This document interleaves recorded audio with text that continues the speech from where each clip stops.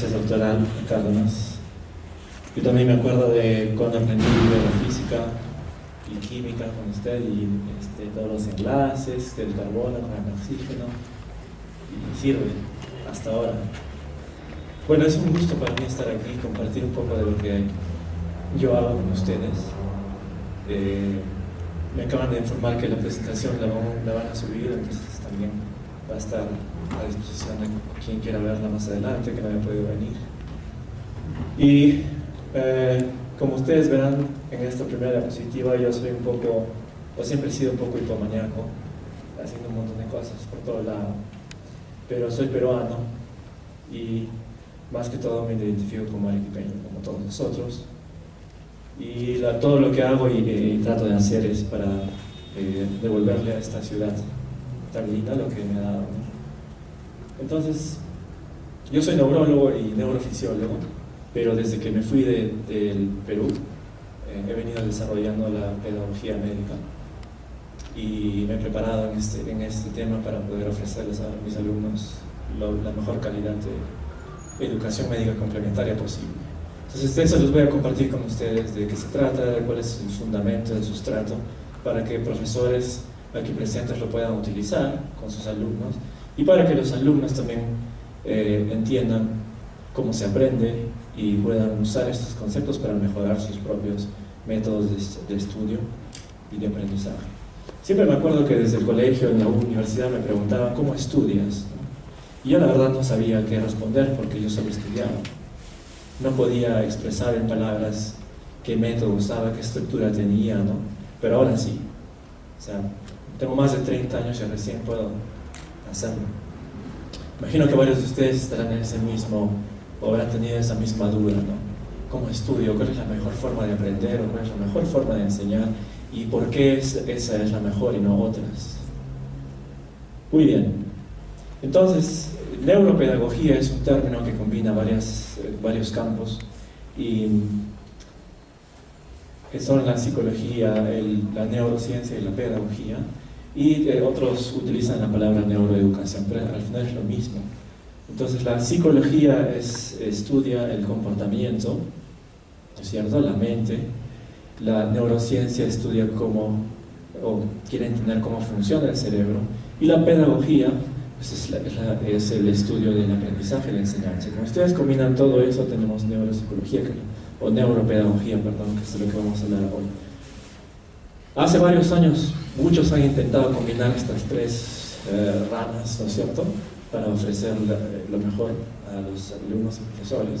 Pero a mí me contaban mis profesores de allá que cuando entraba el neurocientífico a sus reuniones, como que todos los demás se callaban y el neurocientífico es el más, pues es el que sabe realmente cómo funciona el cerebro, y siempre ahí hubo conflictos, ¿no? Entonces, esta ciencia está demorando un poco, o esta rama está demorando un poco en establecerse porque hay conflictos entre políticos, ¿no?, como siempre.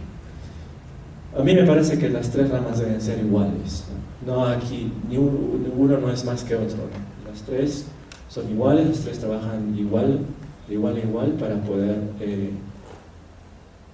lograr los objetivos.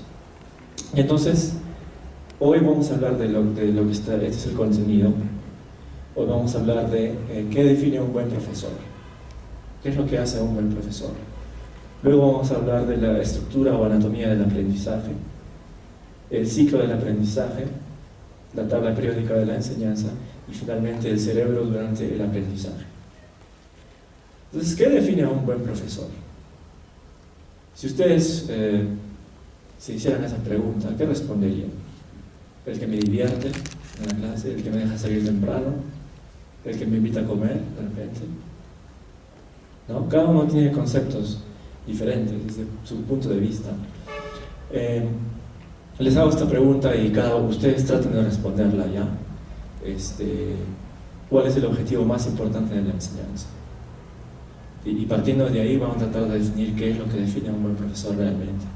¿Será comprender conceptos, recordar datos, demostrar habilidades, cambiar comportamientos o adquirir pericia? Cada uno escoge su respuesta y durante el transcurso de esta charla la vamos a resolver juntos, ¿sí? De repente puede ser variable, ¿no? pero de todas estas opciones hay una que es mejor que las demás. Entonces empezaremos recordando que la palabra doctor viene de enseñar, en latín, docere es enseñar, ¿no? Entonces si te llamas doctor, tienes que saber enseñar, ¿sí? Y más aún los que somos médicos, porque no solo hay que enseñar a nuestros alumnos, sino que también tenemos que enseñar a nuestros pacientes en forma efectiva.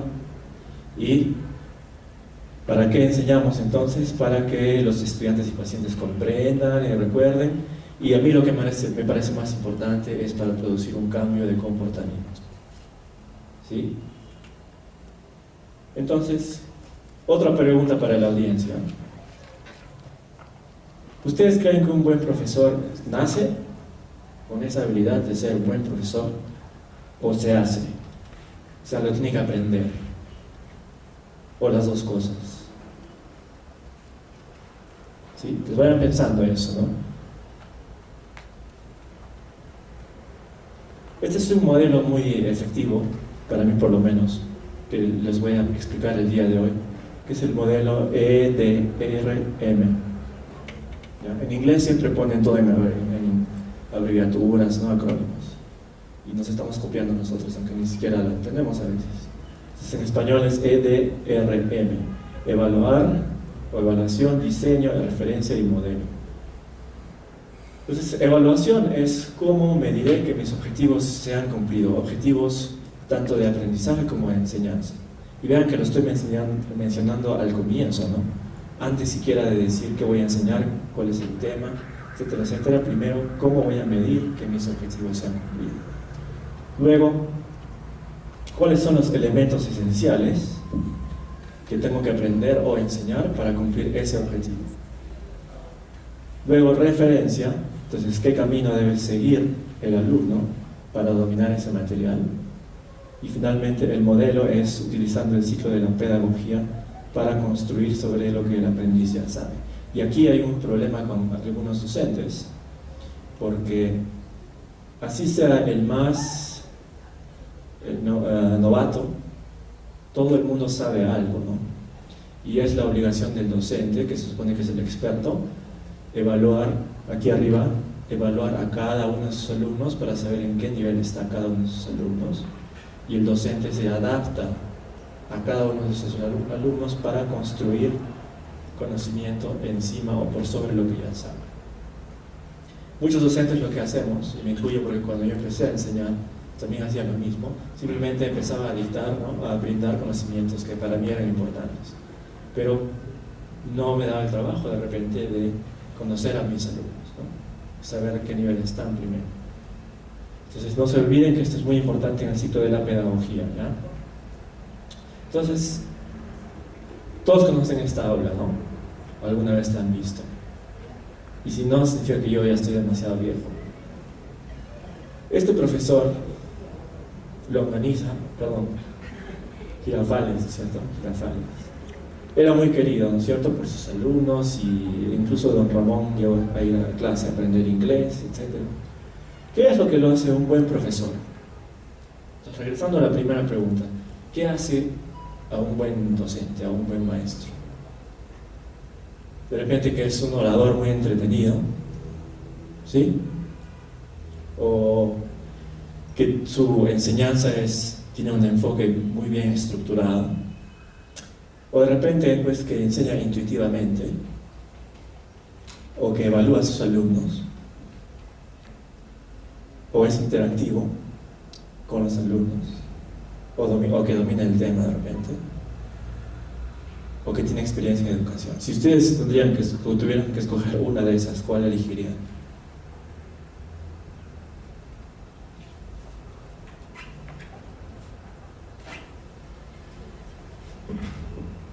Como les había dicho, cada uno tiene sus propias percepciones, sus propios conceptos. Para mí, lo más importante es que evalúa a sus alumnos. Y evaluar a sus alumnos no significa esperar al final del curso de tomar un examen. Evaluar a sus alumnos, estoy hablando de forma constante. Desde que empieza la clase, desde que empieza el curso, desde que empieza el tema, constante interacción con el alumno para evaluar y moldear lo que sabe el experto a lo que está aprendiendo el alumno. Todo lo demás también es parte de ser un buen profesor, ¿sí? Pero lo más importante es darse el trabajo de ponerse en el lugar del alumno y moldear su conocimiento para que el alumno aprenda. Entonces, la piedra angular de la educación es la evaluación. Y yo le he agregado aquí la autoevaluación porque en nuestro sistema educativo, en el Perú por lo menos, por el tipo de recursos todavía que son un poco bajos para la educación, no hay un profesor para cada 3 alumnos, ¿no? O para cada 5 alumnos, o no hay muchos recursos, entonces el alumno es muy importante. La motivación que cada alumno tenga para querer aprender es muy importante, entonces en ese caso es la autoevaluación. Si no hay nadie que esté detrás tuyo, ¿no es cierto? Muy bien, entonces el profesor Girafales evalúa a toda su audiencia y luego de esa evaluación decide qué material es apropiado para esa audiencia. Entonces, por ejemplo, yo he visto ya más o menos que tengo más estudiantes de medicina que docentes. Entonces tengo que adaptar mi charla, porque mi charla estaba hecha más para docentes que para estudiantes. Entonces tengo que adaptarla en el camino, ¿sí? ¿Qué más? Entonces, la otra gran característica de un buen docente, además de que los evalúa constantemente, es de que sus palabras, sus movimientos, sus acciones son atractivas para los alumnos. Y aquí hay un verbo en inglés que dice engagement, que es muy difícil traducir al español con un solo verbo. Entonces le encontré esto de que enganchar significa que el profesor tenga la capacidad de enganchar a sus alumnos. ¿Ya? Muy bien. Entonces, alguna otra, vamos a hablar una por una de las más importantes. ¿Qué les parece esta de que tiene un enfoque de enseñanza estructurada? También es muy importante, ¿no? Entonces, toda buena enseñanza tiene que tener una estructura, porque vamos a ver más adelante que nuestro cerebro aprende en estructura también. Entonces, como nuestro cerebro aprende en estructura, el profesor tiene que enseñar en estructura también, o si no es un desorden y no funciona. Ahora, algunos profesores que son más talentosos que otros enseñan con estructura sin ni siquiera saber que lo están enseñando con estructura. Y les aseguro que esos profesores son aquellos que aprenden con estructura. A ver, ustedes cuando hagan esto de aprender o enseñar, traten de describir lo que está pasando y van a ver que la mayoría de aquellos que enseñan paso a paso o vamos de lo más básico a lo más complejo son los que aprenden de esa forma también, que en teoría es lo mejor para nuestro cerebro. ¿Qué les parece esto de que domina el tema? El profesor tiene que dominar su tema, ¿sí? No es lo más importante quizás, pero es un requisito indispensable para enseñar lo que ustedes quieran. El profesor tiene que ser el experto. Yo no puedo pararme aquí delante de ustedes a enseñarles neuropedagogía si yo no sé de lo que estoy hablando, ¿no? Si no me considero un experto. ¿Por qué? ¿Quién podría decirme por qué tengo que ser un experto antes de enseñar? Si quiero ser un buen profesor, ¿no es cierto? Mi audiencia va a tener muchas, y mis alumnos van a tener diferentes grados de conocimiento, ¿no? Desde alguien que no sabe absolutamente nada del tema hasta alguien que sabe mucho, incluso hasta de repente más que yo. Entonces, el experto es el único que por el conocimiento y la experiencia que tiene puede desdoblar ese conocimiento y adaptarlo a diferentes tipos de alumnos y audiencia. ¿Ya? Si yo no supiera mucho de lo que estoy hablando, caigo en la posibilidad de ser un charlatán, ¿no? O sea, de hablar y decir muchas cosas sin fundamento. Y si el alumno no sabe mucho tampoco se va a dar cuenta y ahí se empieza a armar un círculo vicioso de que estamos enseñando cosas que no son y el alumno aprendiendo cosas que no son y enseñando cosas que no son y así, ¿no? hasta que al final en ese círculo vicioso por ahí cae un paciente que es perjudicado por esa mala enseñanza-aprendizaje, ¿no es cierto? Muy bien. Entonces el dominio del tema es totalmente indispensable. ¿Qué les parece esto de ser interactivo? También, ¿no es cierto? Entonces, el profesor cuando enseña aprende. Y el alumno cuando aprende enseña. El cerebro no discrimina, ¿no? O sea, esos términos que nosotros utilizamos, memoria y función ejecutiva y enseñanza, aprendizaje, atención, esos son términos que nosotros hemos creado para comprender el funcionamiento del cerebro más fácil, pero esos son términos que nosotros hemos creado. En la realidad el cerebro no discrimina una cosa de otra, todo es integrado. Entonces siempre hay interacción entre enseñanza y aprendizaje. Muy bien. Ahora, esta interacción también le permite al aprendiz, o le permite, perdón, al profesor brindar mayores oportunidades para que el alumno construya su propio camino. ¿Ya? Que también es otro de los objetivos de la buena enseñanza o del buen docente, es motivar a los estudiantes para que ellos solos construyan su propio camino. Y más adelante vamos a ver un poquito más al respecto. ¿Qué les parece esto que es un orador entretenido? ¿Es importante o no? Claro. Seguro varios de ustedes se han dormido, ¿no? En clases. Y de aquí unos 3 o 4 ya se están empezando a cabecear por mi culpa. Porque no soy comediante, ¿no? Pero por ahí se me va a ocurrir una bromita para que despierte. Entonces, es muy importante que sea un buen orador. Pero ¿por qué valoramos a un buen orador? ¿Por qué nos gusta escuchar a un buen orador?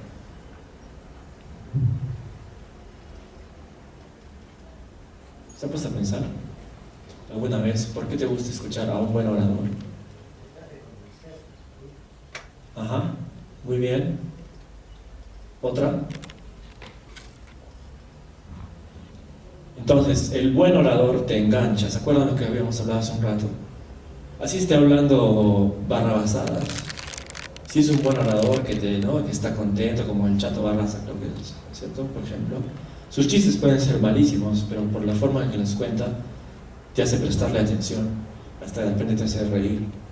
Entonces, a mí es una muy buena característica, pero en docencia, como no estamos contando chistes, estamos hablando o tratando de que los alumnos aprendan alguna información, esto es lo más importante. Y hacer que las cosas sean más claras y más simples. Muy bien, ¿y qué les parece esto de enseñar intuitivamente? ¿Es importante para un buen docente? Sí, ¿no? Mientras más natural se le vea a un profesor, más seguro, es mejor, ¿no? Y en realidad la intuición, o a esto que le llamamos intuición, es simplemente la sensibilidad del docente hacia el alumno. Sentido común, ¿no? O sea, si estoy hablando con un grupo de 5 estudiantes y veo que uno de ellos me está haciendo gestos de que no entiende nada, si yo sigo con mi clase porque estoy apurado, etcétera, soy insensible, ¿no es cierto? Y eso no se ve intuitivo, no se ve natural. Un profesor natural, cuando está hablando y se da cuenta de que uno de sus alumnos no entiende, para lo que sea que esté diciendo y se asegura que ese alumno regrese al mismo nivel de los demás. Muy bien, ¿y la experiencia será importante o no? Me he enterado ya por 2 profesores, ex profesores míos, de que en la UNSA había un decreto de que a partir de los 70 años no pueden ser docentes universitarios, ¿no es cierto? Entonces, ¿será porque tienen demasiada experiencia que ya no pueden enseñar? Entonces la experiencia es muy importante, sí, pero no es sola, la experiencia sola no hace a un buen docente. Y si no, recuerden sus tiempos de colegio, de la universidad, de ese profesor mayor que todos, que no les enseñaba nada, ¿no? Pero es el más mayor, pues, que tiene más experiencia. No significa experiencia, no significa calidad. Entonces, ¿qué necesita la experiencia para realmente hacer que un profesor sea mejor, o sea bueno? La práctica de buenos hábitos. O sea, el docente tiene que, antes de empezar a enseñar, tiene que saber qué es docencia, cómo se enseña, cómo se aprende, y practicar y practicar y practicar. Y con el tiempo se va a volver natural, intuitivo.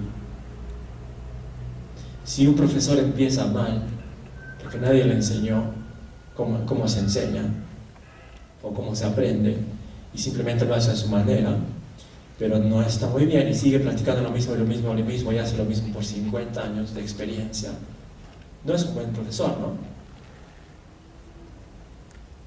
Entonces, ¿qué hace un buen profesor? De todo lo que hemos hablado.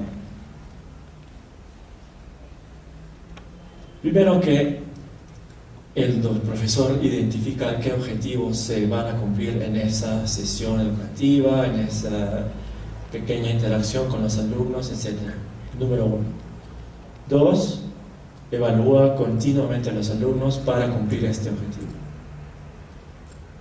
Entonces, y de esa segunda pregunta que les hice, los profesores ni nacen ni se hacen, son las dos cosas. Nacen y también se hacen. Entonces no se olviden, quieren ser profesores, empiezan a practicar estos hábitos. ¿Qué objetivo tienes? ¿Cómo voy a evaluar esos objetivos que se están cumpliendo, no? Y sé sensible a tus alumnos para poder adaptarte a eso, ¿no? Muy bien. Entonces, ¿cuál es el objetivo más importante de la enseñanza entonces? Según lo que hemos hablado, cambiar comportamientos, ¿cierto? El objetivo de una sesión educativa, etcétera, es que haya una modificación de algún comportamiento, ¿ya? Entonces vamos a la segunda parte ahora, la anatomía del aprendizaje. Y este es nuestro objetivo. Vamos a definir cuáles son los atributos claves de la educación como un sistema y cómo se relacionan entre ellos. Y empezaremos motivándolos con esta pequeña pregunta, y cada uno escogerá su respuesta hasta el final de esta parte. ¿Por qué es importante presentar información a los alumnos organizada en elementos o pedazos cognitivos? O sea, en una estructura, ¿no?, de varios elementos. ¿Será porque mantiene la simplicidad de los modelos mentales de los alumnos? ¿O porque es más fácil enseñarles información más organizada? ¿O porque la evaluación de estos pedazos es más fácil? ¿O porque los alumnos pueden retener mejor la información si se les presenta un elemento a la vez? ¿O porque la memoria de trabajo solo puede retener información entre 5 a 9 pedazos a la vez? Entonces piensen en las opciones y al final de esta parte la vamos a responder. Entonces el proceso de enseñanza-aprendizaje es como un embudo. Tiene que haber alguien que va a decidir qué líquido va a echar, cuánto de líquido va a echar, ¿no es cierto? ¿Quién será ese? Ese es el profesor, ¿no? Si yo quiero volver a mis alumnos alcohólicos, pues por aquí les voy a poner robo. Si quiero que mis alumnos no sé, se hidraten mejor, les voy a poner cloruro de sodio. Eso lo decide el profesor. ¿Qué otras características del fluido puede decidir el profesor? ¿Qué tan viscoso es? ¿Qué temperatura tendrá? ¿No es cierto? ¿Qué será este embudo? El líquido es el conocimiento, ¿no?, que ya el profesor ha elegido qué es lo que va a brindar. El embudo es el ambiente externo, ¿ya? El profesor va a vertir cierto líquido, que es el conocimiento, y el embudo es el aula, los compañeros, la enamorada, el celular, el perro, el gallo que canta al costado, ¿no es cierto? Todo ese es el ambiente externo que moldea la forma en la que el profesor está vertiendo el agua a cómo va realmente a salir por aquí. ¿Y quién está aquí abajo con la boca abierta, sediento de conocimiento? El aprendiz o alumno, ¿no es cierto? Si el alumno está acá abajo con la boca cerrada, no importa qué de tan gran calidad sea el pellizco, ¿no? Que el embudo sea lo más fino del mundo, etc. Si el alumno está acá abajo con la boca cerrada, no se va a producir ningún tipo de aprendizaje, ¿no? Ni enseñanza. Entonces todo va de la mano. Entonces, otra vez, el profesor es el vertedor, el conocimiento es el líquido, el ambiente, el aula es el embudo, y el que recibe el agua en el vaso es el alumno. Siguiendo con el modelo de la escuelita del Don Ramón y del vecindario, ¿cómo se llama? Del Chavo del Ocho, muy bien. Entonces el profesor es un elemento muy crítico porque él es el que empieza la cadena, ¿no es cierto? Y lo mejor es si es que este profesor, además de ser simplemente el que echa el agua, y el alumno que está abajo con la boca abierta mira que el profesor es un modelo a seguir, ¿no?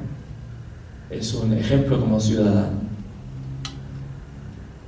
Pero si el alumno mira para arriba y el profesor no es ninguna de estas cosas, de repente todo lo contrario, llega tarde, se va más temprano, está pensando, conversando con su secretaria y no con los alumnos, ese alumno poco a poco se le va a ir cerrando la boca, ¿no es cierto? Y se va a cambiar de embudo si es que puede.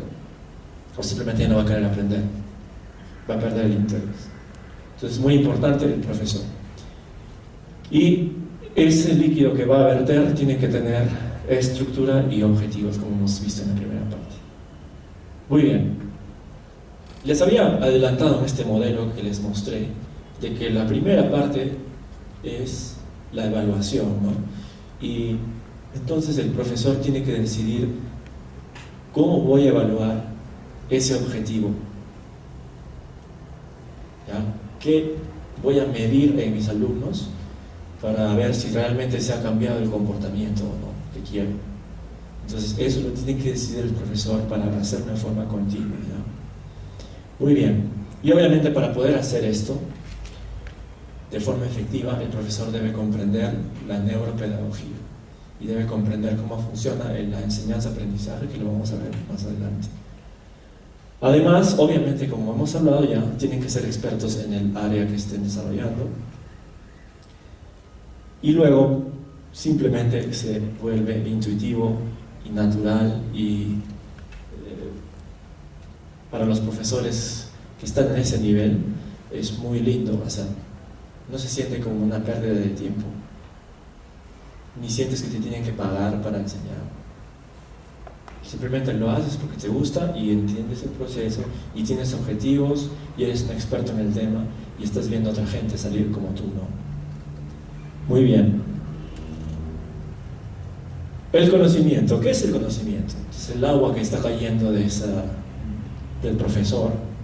El conocimiento simplemente es un modelo de la realidad y es un modelo creado por el ser humano. Todos los que hacemos ciencia sabemos que es imposible conocer la realidad, ¿no es cierto? Al 100%. No se puede. Nosotros la observamos, la percibimos, la interpretamos, hacemos y creamos un modelo. Y ese modelo es el que nos permite aprender y después enseñar ese conocimiento. Pero ese modelo, por favor, evoluciona. Y ese es otro problema que he visto en varios docentes, que se quedan con los modelos que aprendieron y les cuesta mucho evolucionar o cambiar. Por ponerles un ejemplo en neurología, la epilepsia, como está viendo aquí en este cuadro, antes era considerado la invasión de los demonios, ¿no es cierto? O la posesión demoníaca. Y por eso es que los llevaban a las iglesias o a los rituales religiosos con la esperanza de que eso los iba a curar. Después ese modelo evolucionó porque hubo un charlatán en Europa que dijo que había unas piedras dentro del cerebro que eran las que producían la epilepsia y los pacientes con epilepsia iban donde él para que le saque las piedras. Y entonces este señor les abría el cráneo y sacaba de su bolsillo una piedra y se lo mostraba al familiar, etcétera, y diciendo, ya le saqué la piedra, me debes tantas monedas de oro, ¿no es cierto? Entonces el modelo cambió otra vez, ¿no? Ya no era un demonio, sino era una piedra. Ahora, felizmente, ya no creemos ni en demonios ni en piedras, por lo menos con la epilepsia, sino que gracias a nuestros avances tecnológicos como la electroencefalografía, los estudios de imagenología, etcétera, sabemos que la epilepsia nace del cerebro y es una hiperactividad neuronal que produce una crisis epiléptica. Pero se imaginan si un profesor con este modelo enseñara ahora que la epilepsia se produce por una posesión demoníaca. Ese profesor de repente tendría 1 o 2 alumnos, ¿no? Que se convertirían en chamanes, etcétera, como él. Entonces el profesor tiene que evolucionar con el modelo, tiene que cambiar su modelo según lo que el conocimiento también va avanzando. Muy bien. Entonces, estos modelos son muy variables, dependiendo del nivel de experiencia, de la pericia del docente, son variables tanto en profundidad como en complejidad, pero el experto, la ventaja de que si realmente es un experto, tiene todos los niveles y se puede adaptar a cualquier nivel de profundidad y complejidad. Entonces, por ponerles un ejemplo con esto de los modelos, si yo les dijera en este mapa, por favor, encuentren la Facultad de Medicina. Está difícil, ¿no? De ahí, por ejemplo, les podría dar otro mapa y les podría pedir dónde está la Facultad de Medicina. Y acá identificas un poco más al frente de la plaza de armas y ya te vas orientando, ¿no? Y encima acá te ayudan con norte, sur, este, oeste. ¿Qué tal si les doy este mapa?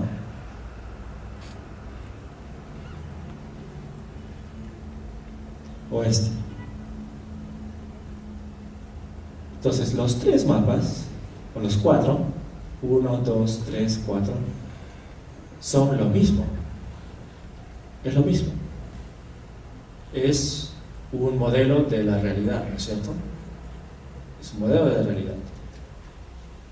Un aprendiz que no es de Arequipa, pero quieres ver dónde está la Facultad de Medicina, no le vas a dar este mapa, pues no.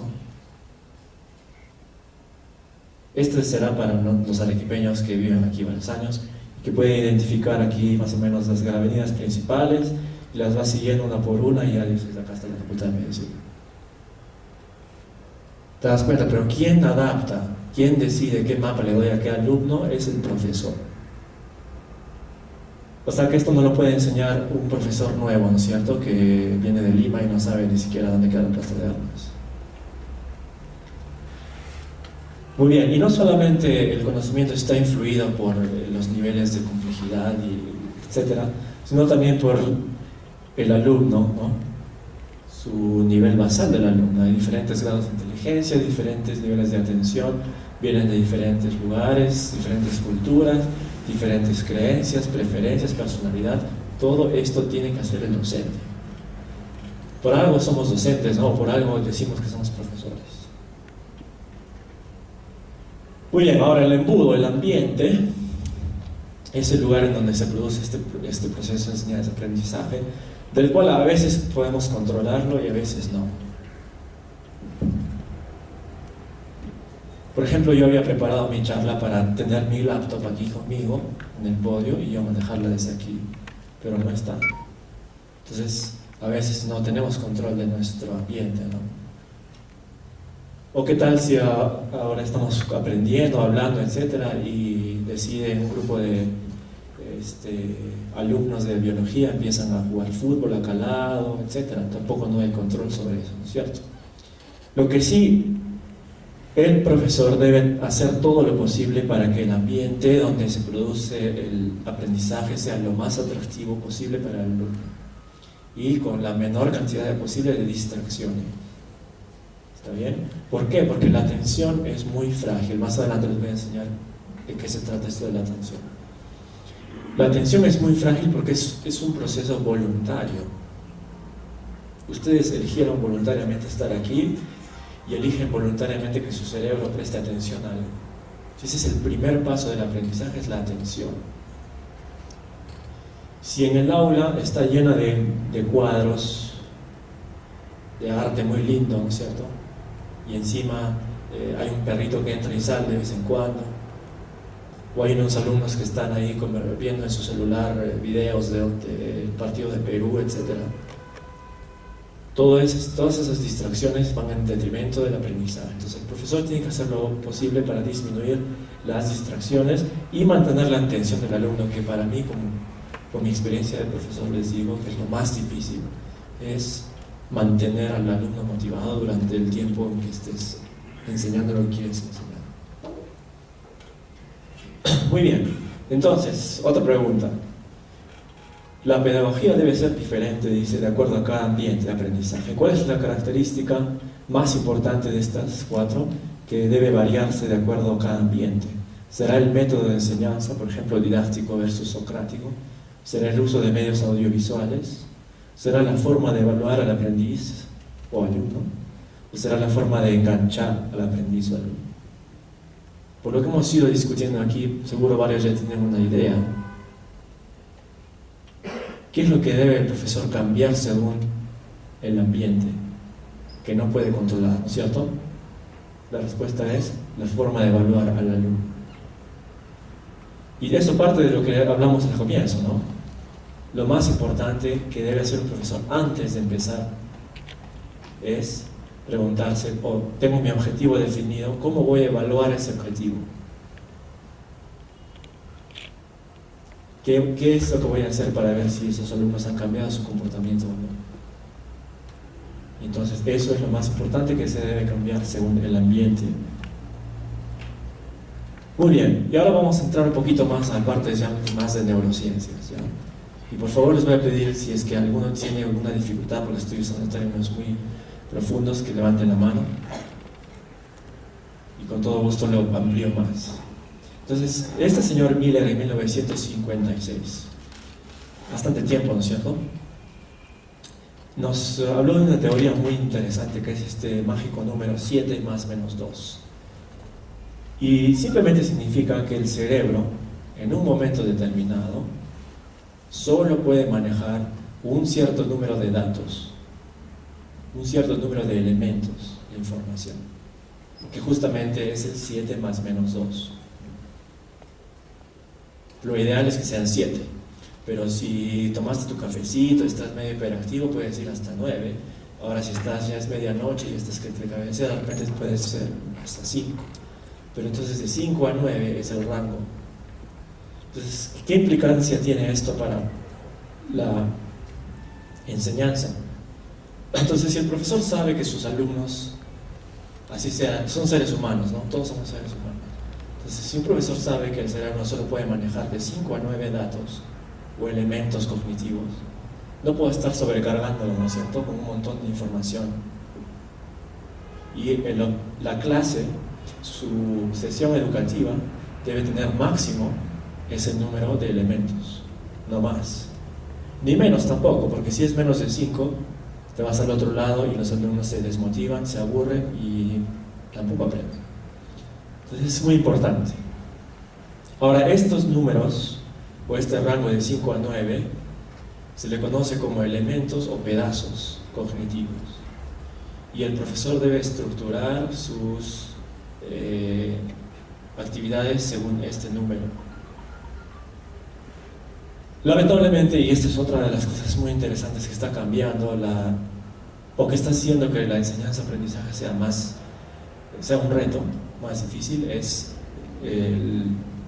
la presencia de múltiples distracciones para el alumno, ¿no? Cuando empecé a enseñar, más o menos hace 7 años, solamente habían 2 o 3 alumnos en la clase que tenían un celular, smartphone, ¿no? Y pues yo podía ver si lo estaban usando y les decía sí, no. Pero ahora todos los alumnos tienen su celular y están, a la vez que están queriendo atender de ti, están chequeando en el celular, confirmando si lo que tú les dices es verdad o no, ¿no es cierto? Pues es una pregunta para que ellos piensen. Están mirando para abajo, ¿no es cierto?, el celular. Entonces este fenómeno es un fenómeno social que va a tener, nos está haciendo evolucionar, y todavía no sabemos si estamos realmente evolucionando o involucionando. Es como si tu cerebro ya no existiera, o ya no necesitas tener el cerebro, porque todo va a estar en el celular. Tienes calendario, ¿no es cierto? Si no tienes que acordar de fechas, y ahí pones todos los números. ¿Para qué hacer siquiera el esfuerzo de acordarte el número de celular de tu mamá si está en el celular, ¿no? En el teléfono? Tomas fotos de todo, o sea, ya no te acuerdas tú de cómo es un paisaje, pero vas al celular y ahí está la foto, ¿no es cierto? Y miras la foto, así era.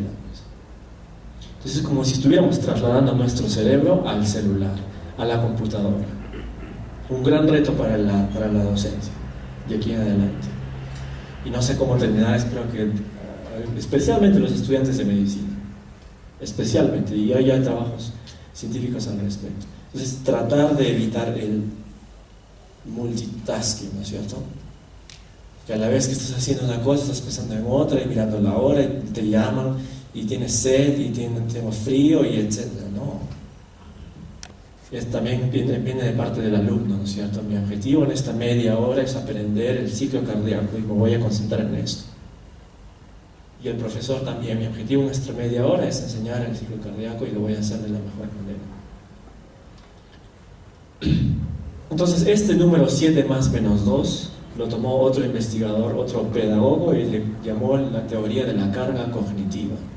Quiere decir, o esta teoría de la carga cognitiva toma en cuenta de que el cerebro no puede, o tiene un número limitado o una capacidad limitada para procesar información.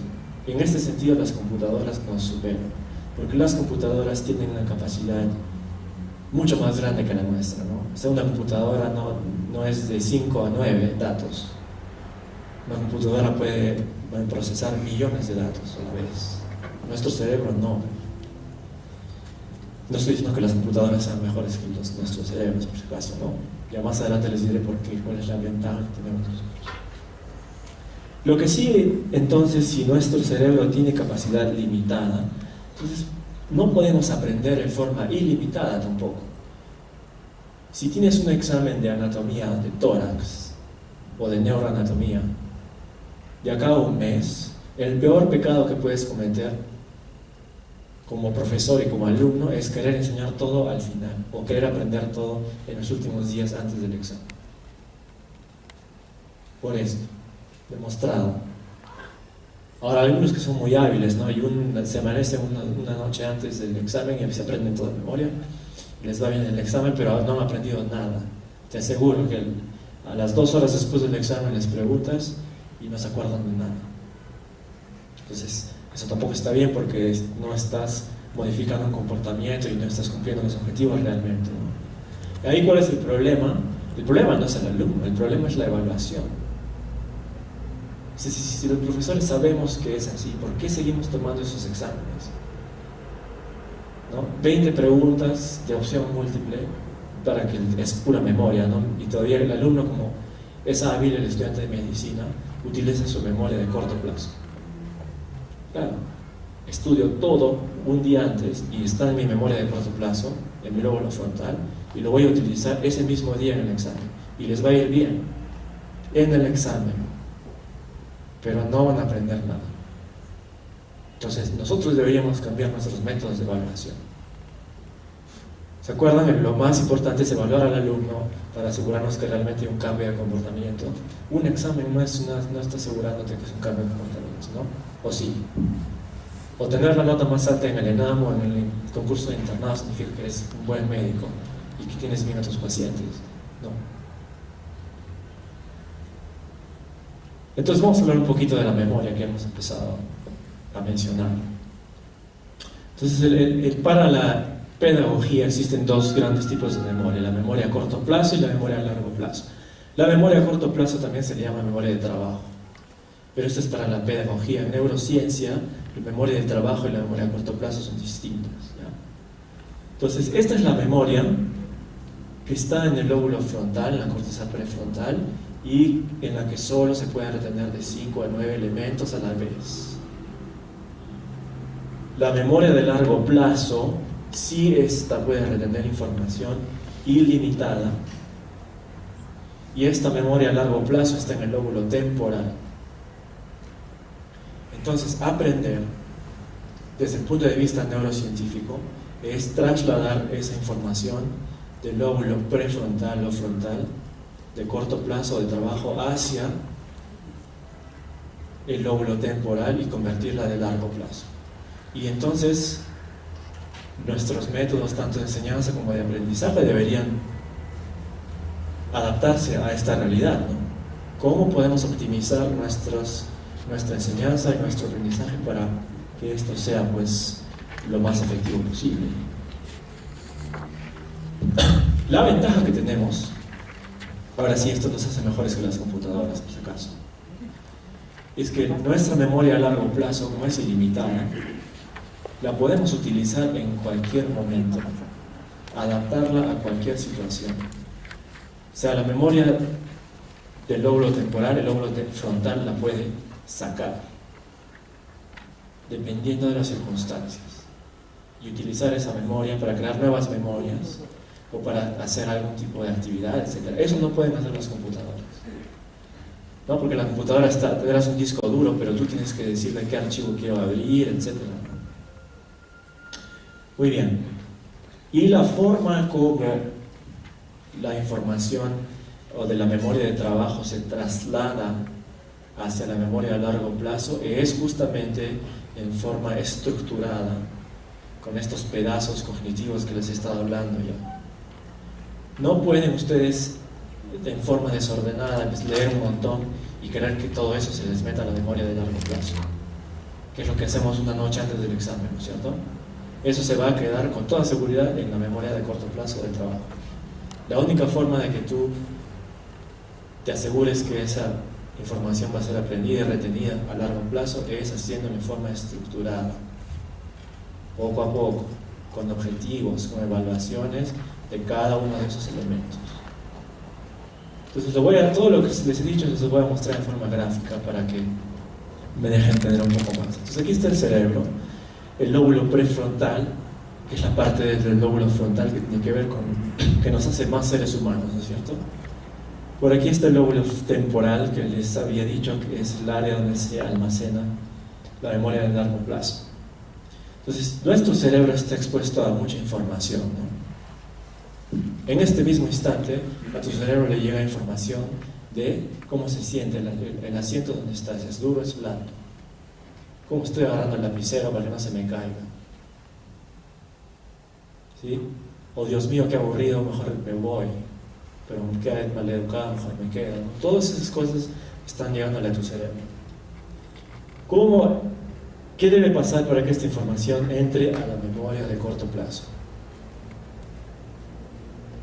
¿Cuál es el primer paso que debe haber? Es la atención. Y como les había hablado antes, este es un proceso voluntario. Tú decides a lo que quieres prestarle atención y a lo que no quieres prestarle atención. Y de eso el cerebro va aprendiendo con tiempo, ¿no? Ya tu cerebro sabe que cuando te sientas en un auditorio, ya no tienes que decidir o pensar que la silla es blanda o dura. Ya no le prestas atención a eso. ¿Ya? Muy bien, una vez que has decidido a qué le prestas atención y a qué no le prestas atención, entonces la información entrará o llegará a este lóbulo prefrontal, dependiendo de todos los, ¿no? La corteza visual, auditiva, etc. Llegará aquí. Y esta es la memoria de corto plazo o de trabajo, y de aquí entran aquí al lóbulo temporal para volverse de largo plazo en forma estructurada, ¿no? Y ahora vamos a ver un poquito más estos circuitos de la memoria de largo plazo. Entonces aquí está el lóbulo temporal, la parte medial, que se llama hipocampo. En el hipocampo es donde se cree que se guarda, se codifica en primer lugar, se codifica la información que viene del lóbulo frontal, y luego de que se codifica se almacena para hacer a largo plazo. Y aquí hay 3 sinapsis, o 3 neuronas, una por aquí, otra por aquí y otra por aquí. O sea, son 3 sinapsis que se realimentan. Entonces esto de la realimentación es muy interesante, porque cada vez que tú utilices esa memoria que ya está guardadita, cada vez que la reutilices para X, Y, Z motivo, estas sinapsis se van a reforzar y esa memoria va a quedar más largo plazo todavía. ¿Qué más?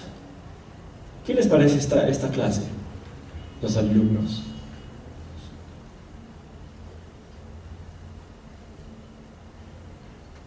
¿Serán buenos alumnos, malos alumnos? Para mí esta es el aula ideal. ¿Por qué es el aula ideal? Porque me está prestando atención la mayoría.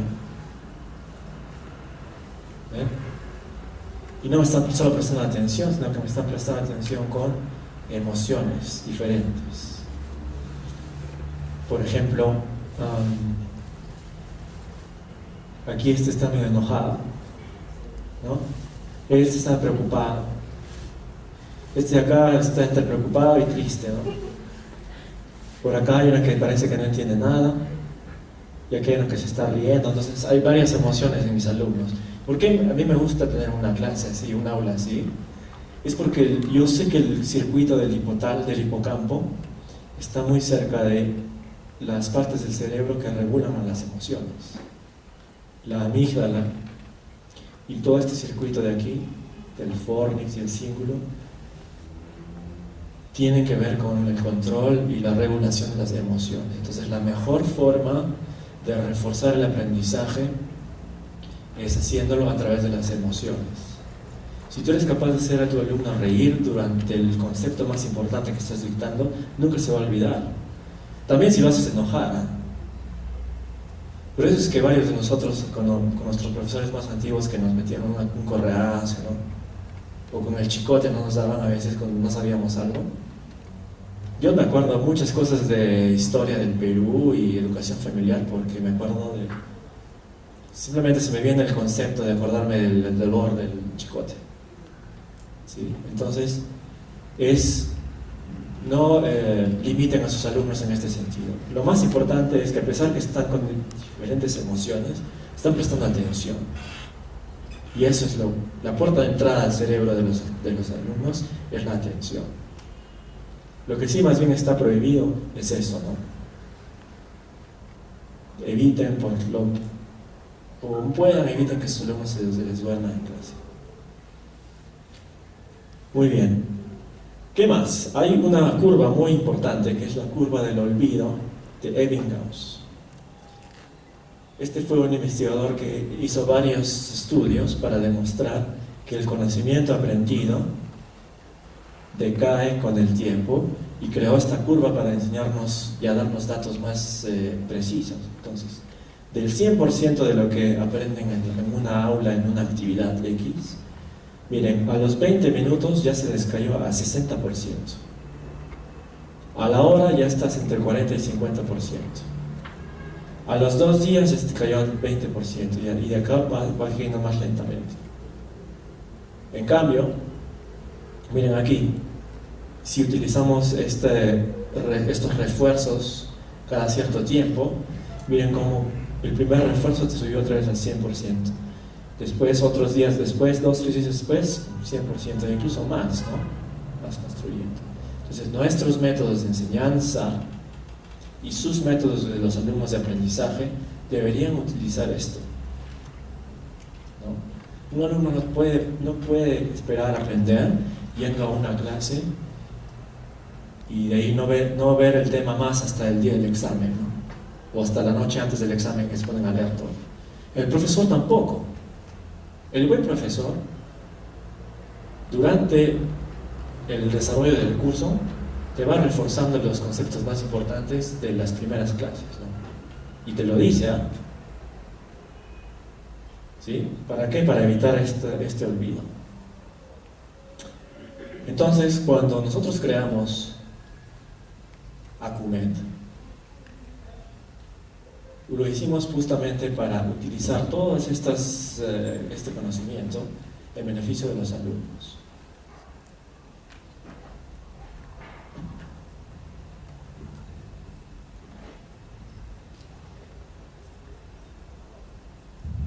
Ok, voy a seguir entonces. Y Les voy a compartir ahora bastante del método que utilizamos en la CUMED, porque yo soy de la idea de que la única forma de que algo sea realmente trascendente es compartiéndolo y permitiendo que todos se beneficien de algo. Yo no tengo ningún problema de que ustedes usen el mismo método para sus propios grupos de investigación o círculos de calidad. Al contrario, por favor, háganlo, ¿no? Acá lo que se quiere es que ustedes aprendan. Yo no quiero hacer copyright, ¿no es cierto? Y marca registrada, y si te encuentro en la calle fotocopiando las clases, te meto a juicio y te gano un montón de dinero, ¿no? No tengo problemas con eso. Este es conocimiento universal, tampoco es algo que yo me he inventado, ¿no? Entonces, miren, aquí en nuestra página web hay un aula virtual, y en el aula virtual nosotros tenemos, cada vez que hay un ciclo, hay dos grupos. Un grupo de 2 horas, de 4 a 6 de la tarde, por ejemplo, y otro grupo de 2 horas, de 6 a 8 de la tarde. En el primer grupo se revisan los temas, los conceptos más importantes, usando todas las técnicas que les estoy diciendo. Y en el segundo grupo se repasan esos conceptos con preguntas. Entonces, ¿cuántos refuerzos hay ahí ya? El alumno puede escoger entrar a los dos grupos, o solo a uno, o a dos, etc. Pero esto tiene sentido, o sea, no es por sacarles más dinero, es porque queremos que su curva del olvido se les haga más lenta. No solo eso, sino que, miren, esta es la clase que yo voy a dictar hoy día, más tarde en la CUMED. Los alumnos tienen material antes de la clase. Una semana antes les ponen material. ¿Por qué? Lo leen, lo revisan, ya repasaron una vez cuando vienen a la clase, 2 veces, hacen las preguntas 3 veces. ¿Sí? O sea, la curva del olvido se las estamos aplanando, ¿no? No solo eso, después de la clase, vienen a la clase, hacen las preguntas, si han revisado el tema antes de la clase, participan, tienen preguntas, han leído en otros libros, hacen que los profesores sean mejores, porque también ellos tienen que motivar a saber más, ¿no? Tienen que ser expertos, ¿se acuerdan? Para ser buenos profesores. Y luego, después de la clase, o durante la clase, perdón, hay otro refuerzo, un pretest. Antes de empezar, preguntas, lo más importante. Usamos un montón de tablas, gráficos para que no se duerman. Y luego, durante la clase, como les había dicho, los retos más importantes, uno de los retos más difíciles es mantener a los alumnos despiertos y atentos. Entonces utilizamos varios métodos. Por ejemplo, este sistema de respuestas anónimas. Les ponemos una pregunta, ahí están las alternativas y cada alumno tiene su clicker y ahí marcan su respuesta y luego comparamos en toda el aula, ¿no? En forma anónima, porque hay muchos que tienen miedo, ¿no es cierto? Entonces, por ejemplo, si tuviera cada uno de ustedes un clicker, podría haber marcado 1, 2, 3, 4, 5. Después de eso sabríamos qué porcentaje de alumnos han marcado, qué alternativa. Y si la respuesta correcta era la 5 y esa tenía 2% nada más, ese alumno que ha respondido a esa pregunta sabe que está mejor que los demás, ¿no es cierto? Ahora, si 100% marcaron la 5, significa que el profesor no hizo una buena pregunta o que todos los alumnos son muy buenos. Entonces, eso te permite autoevaluarte. ¿Se acuerdan? La importancia de la evaluación continua. Entonces, este sistema les permite a los alumnos autoevaluarse en forma continua y no se duermen durante la clase. Al final hay un post-test o otro refuerzo. O sea, que ¿cuántos refuerzos hay hasta ahora? Como 5 o 6, ¿no? Y este es otro refuerzo más, que es un juego en el cual se les coloca un tablero con temas y puntajes y se forman equipos y se aprende jugando. Entonces, por ejemplo, imagínense que esta es la tabla para ustedes y uno de los grupos me dice: quiero esta pregunta, ¿no? Entonces hacemos clic ahí está la pregunta, y al primer grupo alumno que sepa la respuesta aprieta el botón y se prende la luz que corresponde a su grupo. Y si saben la respuesta, ¿cuál es? Entonces, tercer grado, ¿no? Muy bien. Si no saben la respuesta, punto en contra, ¿no es cierto? O si se equivocan. Ya, ¿qué más? Después ya se van de la clase, ¿no? Se van a su casa, están cansados, como 20 refuerzos del tema. Después de la clase tienen los audios y tienen el material voz para volver a repasarlo. Y yo les doy solamente 7 días. Una semana lo tienen para poder hacer. ¿Por qué? Porque no les he puesto la evidencia, pero se sabe que si te demoras más de 8 días, nomás regresaremos a la curva de Gauss, a la curva del aprendizaje. Si demoras más de 8 días por aquí, es muy poco probable que no puedas volver a levantar este conocimiento aquí arriba. O sea, ya pues si se te murió el perrito, tuviste algún problema muy difícil y no puedes repasar en estos primeros momentos, que es lo más importante, que no te demores más de 8 días, tanto para profesores como para alumnos. Muy bien, entonces el material que lo tienen solamente 8 días para poder revisarlo. Y también tienen más pruebas o preguntas de repaso ahí. Muy bien. Entonces, lo que queremos es contrarrestar o utilizar la neuropedagogía en favor de los alumnos y de los profesores también. Y más adelante les voy a compartir que funciona. Ya no solamente lo he leído o lo he aplicado, sino que lo he experimentado en mis propios alumnos. Como qué gran éxito que tiene. Pero aquí viene la diferencia, o sea, depende mucho del alumno, ¿no? Se les puede dar todo, bien estructurado, todos los conceptos, todos los repasos, etc. Pero si no van a las clases, no entran al aula virtual, no repasan, no se puede hacer nada, ¿no? Todavía no hay ninguna operación ni cirugía, nada para ponerles un chip en el cerebro. De repente en algún momento habrá. Entonces, una vez que la información está en tu hipocampo a largo plazo, lo que les decía que nos hace mejores que las computadoras es que nosotros la podemos sacar en cualquier momento al lóbulo frontal y utilizarla en lo que queramos. ¿En qué la quieren usar nuestros estudiantes de medicina? Quieren sacar una buena nota en los exámenes. Pues. ¿Y por qué quieren sacar una buena nota en los exámenes? Porque el sistema está creado, lamentablemente, de forma en que el que tiene la nota más alta en el ENAM puede escoger un CERUMS más cerca de su casa, o un CERUMS que tiene más puntos para la residencia, ¿no? O el que saca la nota más alta en este examen puede escoger dónde hacer su internado. Entonces el alumno simplemente se adapta al sistema que le ofrecemos. Para mí lo ideal sería que toda la información que han guardado durante su carrera sea aplicada para el bienestar de sus pacientes. Y que no se sientan contentos porque sacaron 20 en el examen de internado, ¿no? O fueron a hacer serums al mejor lugar de Arequipa. No, que se sientan contentos porque salvaron la vida de un paciente aplicando lo que aprendieron. Muy bien. Entonces, eso depende de cada alumno. Entonces, regresando a esto de la carga cognitiva, me dice cuando hacemos Entonces, esto de la carga cognitiva, les había dicho, era que el cerebro tiene una capacidad limitada, ¿no es cierto?, para guardar cierto tipo de número de información limitado. Entonces, el profesor debe tener muy en cuenta de que cada vez que le damos carga cognitiva a un alumno, es un esfuerzo mental que se está haciendo. No lo sobrecargue.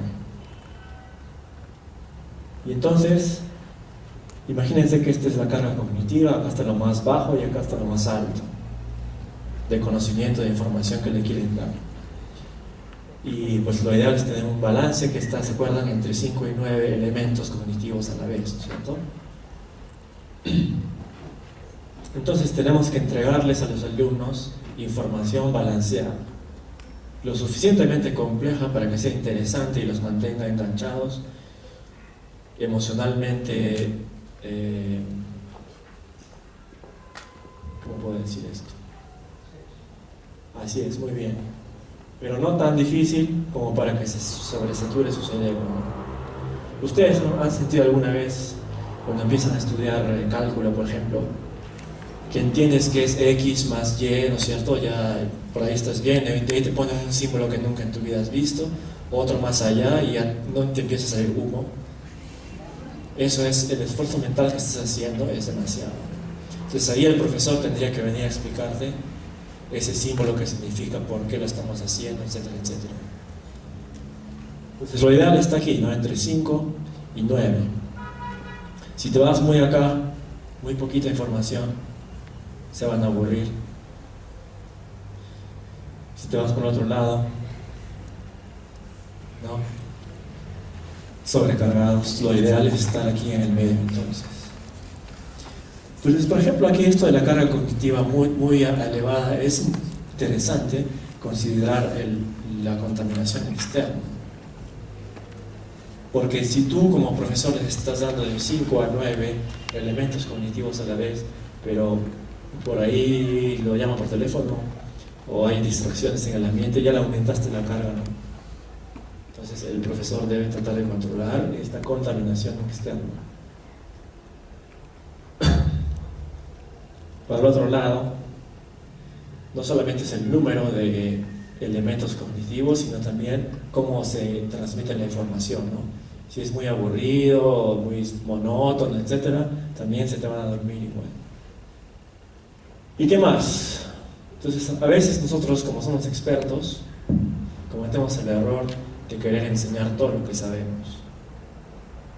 Sí, y lo hacemos en nuestros términos y empezamos a utilizar ¿no? conceptos muy complejos y los alumnos te miran nomás por respeto. Pero en su cerebro no están entendiendo absolutamente nada. ¿Cómo evitar eso? ¿Se acuerdan? El primer paso, el profesor, el buen docente, evalúa en qué nivel están todos sus alumnos y adapta la forma de enseñar el conocimiento a cada alumno. Entonces, esto de la enseñanza, qué rico, ¿no? Ya tengo hambre. Entonces, esto de la enseñanza-aprendizaje es como irte a una picantería o a un restaurante a comer algo rico. Acá la señora Lucila, ¿no es cierto?, de la picantería de la Lucila, tiene un plan, sus platos más deliciosos, ahí están. Tú como estudiante vas a ir a aprender, entre comillas, no vas a ir a comer. El plato ideal para que lo disfrutes es un plato balanceado que tiene un número apropiado de nutrientes, colores, también diferentes colores, no muchas, ¿no es cierto?, no muy abundante ni muy poquito. Y te lo comes poco a poco, te vas de ese restaurante contento, ¿no? Porque asimilaste la comida, la disfrutaste y todo bien. Pero si te metes a la cocina y te empiezas a engullir todo de golpe, de repente en la puntita de la lengua te gustará, ¿no? Uno por uno, pero cuando te vayas de la picantería vas a estar totalmente lleno, indigesto, con diarrea más tarde, es una desgracia, ¿no? Entonces lo mismo el profesor, cuando el profesor da los platos a los alumnos, tienen que ser así, balanceados, poco a poco, con calma. Igual el alumno no se puede meter todo a la vez también, estructura, y se van así contentos. Entonces, la educación como sistema tiene estas 4 grandes partes: el profesor, el alumno, el conocimiento y el ambiente.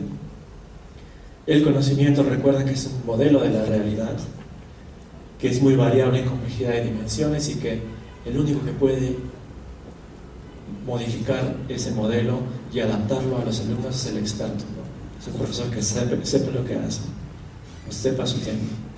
El profesor, entonces, lo más importante del profesor es que sea un buen enganche, que te mantenga motivado durante la clase, y no se olviden de esto, que evalúe al alumno en forma organizada, en forma constante, para adaptar ese conocimiento.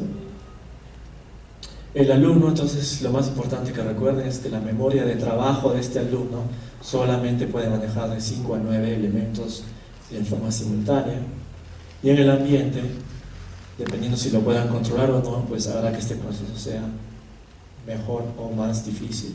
Entonces no se olviden de la carga cognitiva. Entonces, en conclusión de esta parte, es que hay varias formas para llegar al conocimiento, ¿no es cierto?, a la información.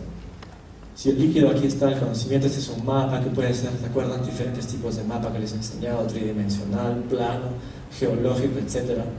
Ustedes van a abordar ese conocimiento utilizando cierto modelo, cierto mapa que ustedes saben. El profesor va a decidir qué hacer o qué tipo de conocimiento, cómo dártelo para que construyas sobre eso que ya sabías. Y al final, este mapa que era plano se convierte en tridimensional en su modelo del alumno. Entonces, ¿cuál era la respuesta a esta pregunta, que era la primera pregunta de esta parte? ¿Por qué es importante presentar información a los alumnos organizada en elementos o pedazos cognitivos?